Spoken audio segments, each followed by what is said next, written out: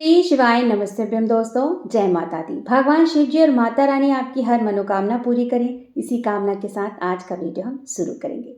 दोस्तों, जैसे कि नवरात्रि प्रारंभ है, आप सभी को नवरात्रि की ढेर सारी शुभकामनाएं।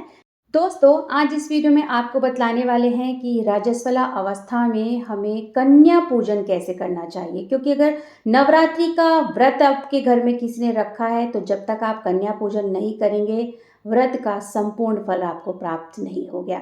और मान लीजिए मेरी कोई ऐसी माताएं बहनें हैं जो कन्या पूजन तो करना चाहती हैं, लेकिन वो रजस्वला अवस्था में आ गई हैं, तो पीरियड की अवस्था में कन्या पूजन कैसे करें, कन्याओं का भोजन क्या वो इस अवस्था में बना सकती हैं, नहीं बना सकती हैं, साथ ही साथ अठवाइन वगैरह कैसे बनाएं इस अवस्था में, अष्टमी नवमी की पूजा कैसे करें।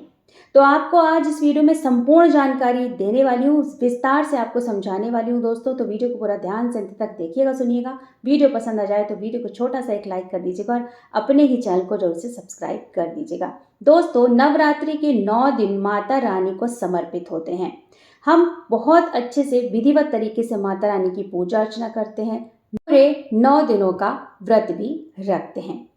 9 दिनों के व्रत रखने के बाद हम महाअष्टमी और नवमी के दिन कन्या पूजन कराते हैं। किसी किसी घरों में सप्तमी को भी कन्या पूजन कराया जाता है। ऐसी बहुत सी माताएं बहनें होंगी जो कन्या पूजन की तैयारियां कर रही होंगी, उनको मतलब व्यवस्थित कर रही होंगी कि ऐसा करना है, इस तरह से करना है। और मान लीजिए उनका रजस्वला अवस्था जो है वो प्रारंभ हो जाती है, उनका पीरियड प्रारंभ हो जाता है। तो अब ऐसे में असमंजस की स्थिति बन जाती है कि इस अवस्था में आकर हम कन्या पूजन कैसे करेंगे, अठवाइन वगैरह कैसे बनाएंगे, कन्याओं का भोजन कैसे तैयार करेंगे और साथ ही साथ अष्टमी और नवमी की पूजा कैसे करेंगे। देखिए, अगर आप संयुक्त परिवार में रहते हो तब तो कोई दिक्कत परेशानी की बात नहीं है।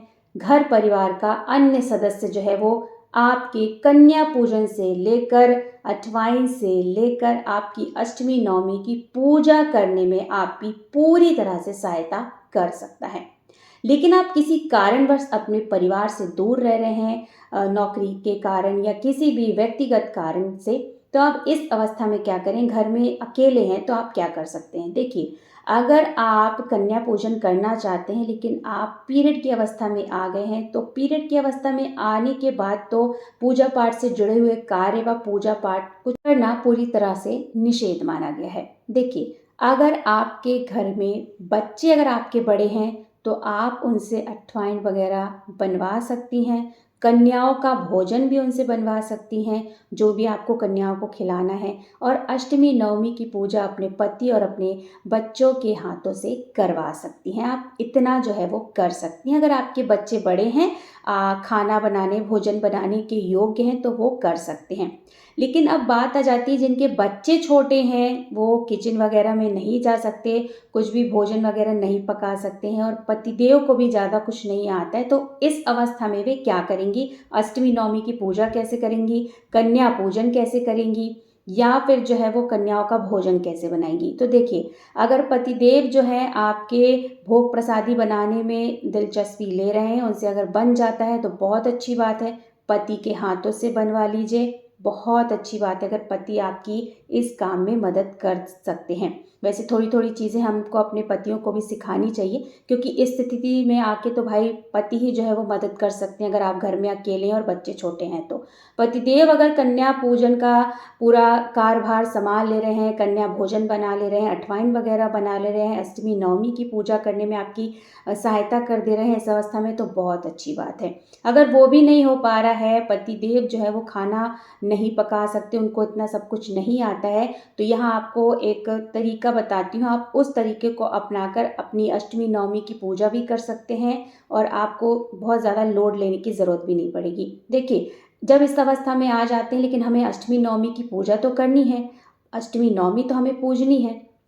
किसी किसी के यहाँ महाअष्टमी पूजी जाती है, किसी किसी यहाँ महानवमी पूजी जाती है। तो आप इस स्थिति में क्या करेंगे, देखिए, आप दही जलेबी जो है वो बाहर से मंगा करके अपनी महाअष्टमी या महानवमी जो भी आपके यहाँ पूजी जाती है, आप उसकी पूजा करवा सकते हैं पतिदेव के हाथों से।